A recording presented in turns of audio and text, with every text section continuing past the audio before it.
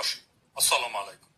আজকে সেনাবাহিনীর 46 ব্রিগেডে এক ধরনের অস্বাভাবিক মুভমেন্ট লক্ষ্য করা গেছে।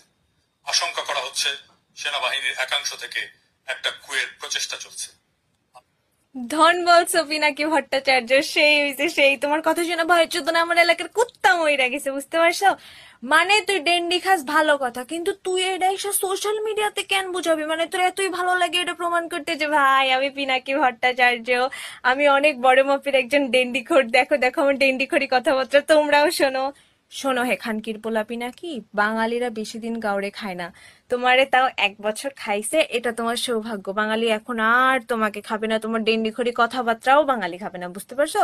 সো এগুলো কথাবার্তা বলা তুমি বন্ধ করে দাও। তাছাড়া কু অবশ্যই হবে, কিন্তু সেটা হবে কোথায় জানো? তোমার ঘরে। এবং এই সাউন্ডটা তুমি কোত্থেকে শুনতে পাবা বলো তো? তোমাকে যে জন্ম দিছে তার কাছ থেকে। সো এইসব চোদনামি বাদ দিয়া দে, ঠিক আছে? তোর এইসব ধনচাগিরি আর চলবো না। ভুলিতেছে তোরি ভুলিতে